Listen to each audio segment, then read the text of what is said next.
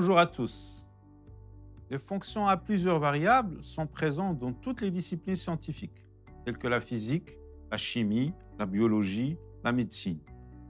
Une fonction de plusieurs variables est une quantité numérique ou vectorielle qui dépend de plusieurs paramètres réels. L'objet du chapitre sur le calcul différentiel est de généraliser les techniques de calcul différentiel vues pour les fonctions d'une seule variable. Au cas des fonctions de plusieurs variables, elles seront d'usage constant en physique, chimie et leurs applications. Voici quelques exemples issus de diverses disciplines. La température en un point d'une pièce d'habitation en une journée est une fonction numérique du temps et des trois coordonnées spatiales, c'est-à-dire T, la température, égale F de T, qui est le temps, X, Y, Z, qui sont les coordonnées spatiales. L'accélération de la pesanteur au voisinage du globe terrestre est une fonction vectorielle des trois coordonnées d'espace, c'est-à-dire que la pesanteur, on peut l'écrire F de X, Y, Z. X, Y, Z, ce sont les coordonnées dans l'espace. Par l'équation des gaz parfaits PV égale nRT, on peut considérer la pression P égale nRT sur V comme étant une fonction numérique des deux variables T, qui est la température, et V, qui est le volume. La production P d'une entreprise est souvent exprimée en fonction de deux facteurs synthétiques, le capital noté K et le travail noté W, c'est-à-dire que P c'est une fonction de K et de W. Commençons par préciser les notations qu'on va utiliser. E et F sont des aires espaces vectoriels normés de dimension finie. On va poser dimension de E égale à N et dimension de F égale à P, avec N et P qui sont des entiers supérieurs ou égales à 1. E égale EI et entre 1 et N est une base de E. Et E' égale E'I et entre 1 et P est une base de F.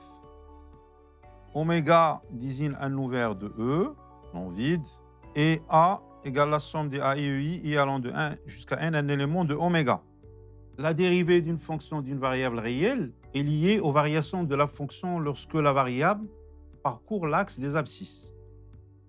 Pour une fonction f de R2 dans R, la situation est très différente. En effet, le plan R2 possède une infinité de directions. Il peut s'avérer intéressant d'étudier comment une fonction f de R2 dans R évolue lorsque la variable suit l'une ou l'autre des directions du plan. Dans cette première vidéo, nous allons commencer par la notion de dérivée d'une fonction de plusieurs variables en un point selon un vecteur fixe.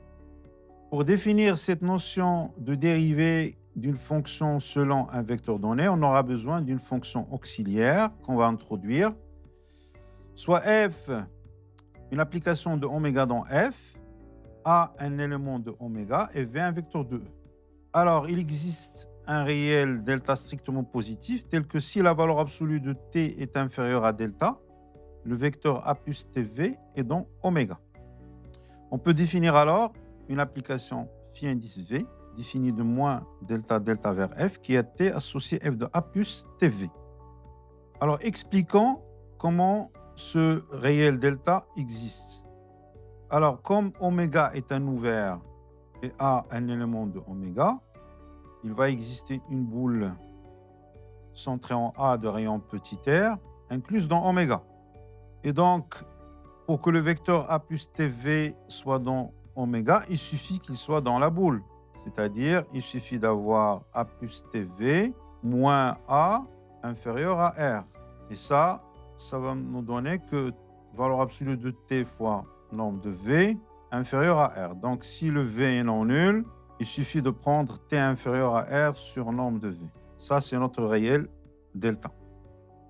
Donnons à présent la définition de la dérivée en un point selon un vecteur donné. Soit f une application de oméga dans f, v un vecteur de e. Alors, lorsqu'il existe, la dérivée de phi v en 0 est appelée la dérivée de f en a, selon le vecteur v. Et on la notera dvfa. Donc, on a dvfa, c'est la limite de f de a plus tv moins f de a sur t lorsque t tend vers 0 et t différent de 0. Voici quelques exemples. La dérivée d'une fonction f en a suivant la direction du vecteur 0 est toujours égale à 0. Si f est une fonction de R2 dans R2 qui est xy associé x carré y, A le vecteur 1, 2 et V moins 1, 1, alors on a phi V de t, tout calcul fait, égale f de A plus TV égale f de 1 moins t, 2 plus t, qui est égal à 1 moins t carré, 2 plus t. Donc la dérivée de f suivant la direction de V en A, c'est phi prime V de 0 égale à moins 3. Voici un deuxième exemple. Soit f, l'application de Mn de R dans Mn de R qui a M associé M carré, A appartenant à Mn de R et V un vecteur de Mn de R. Alors, dvf de A, s'il existe, c'est égal à la limite de f de A plus tv moins f de A sur t, t tend vers 0, t différent de 0, qui est égal à la limite de A carré plus tv plus t à V, plus t carré v carré moins A carré sur t. Alors, le A carré se simplifie, et il reste finalement AV plus VA. Voici un exemple d'une fonction qui n'admet pas de dérivée en un point selon un vecteur donné. Soit f qui est xy associé x sur y si y est non nul, et f de x0 égale à 0. A le point 1, 0, et V le vecteur moins 1, 1. Alors, pour tout t dans R étoile, f de A plus tv moins f de A sur t, c'est égal à 1 moins t sur t. N'admet pas de limite en 0. Donc, f n'admet pas de dérivée selon v au point A. Attention, l'existence de la dérivée de f en A selon un vecteur, et même selon tout vecteur de E, n'entraîne pas la continuité de f en A. Voici un contre-exemple. Soit f, la fonction à deux variables, qui est xy donne x3 sur y si y non nul, et f de x0 égale à 0. Et A, le point 0, 0. Alors, on a pour tout v appartenant à R carré, la dérivée de f selon V au point A égale à 0.